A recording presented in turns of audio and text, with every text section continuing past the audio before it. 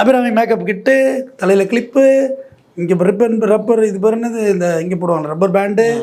இப்போ ஒரு அக்யூஸ் ரீசெண்டாக இருமா போன வாரம் தண்டனை ஆச்சு தம்பி.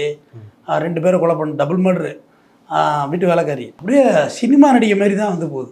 White colour churidar, white colour top, white colour shawl, pure ஒயிட்டில் சினிமா நடிகை மாதிரி வந்து போகுது. இந்த வசதி எப்படி உள்ள கிடச்சதுன்னு தெரியல. இந்த வசதி எப்படி உள்ள வாய்ப்பாக அமைஞ்சுது அப்படின்றது எனக்கு தெரியவே இல்லை. பட் அவங்க அந்த மேக்கப் மேலே ரொம்ப கான்சன்ட்ரேஷன் அதிகம் பண்ணுறாங்க. எல்லா பவுடர் எல்லாம் அள்ளி சப்ளை பண்ணி எதுக்கு உள்ள மேக்கப் பண்ணி என்ன செய்ய போகிறாங்கன்னு தெரியல.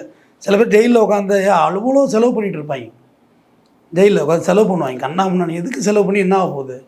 முடிச்சுட்டு வெளியே ஓடுற பெயில் எடுத்து வெளியே ஓடுறதானே பார்க்கணும். ஜெயிலில் சவாசம் வச்சு பெயில் எடுத்து என்ன ஆக போகுது? ஜெயிலில் மேக்கப் போட்டு யார் பார்க்க போகிறா? யாரும் பார்க்க போகிறது கிடையாது. படித்தவங்களுக்குலாம் உள்ள வேலையே இருக்குது. ஜெயிலில் ரிவிஷனில் எல்லாம் வேலை பார்க்கலாம், சம்பளம் கொடுப்பாங்க. உள்ளே போனதுலேருந்து என்ன படிச்சிருக்குன்னு கேட்டால் அதுக்கே தகுதியான வேலையெல்லாம் கொடுப்பாங்க. ஜெயிலில் அதே தான். வக்கீல் மனு அதே தான். வக்கீல் மனு நீங்கள் வக்கீல் அவங்க சந்திக்கலாம், பேசலாம், டிஸ்டன்ஸ் தான் பேசலாம், சந்திச்சு வழக்கை பற்றி விவரத்தை சொல்லலாம்.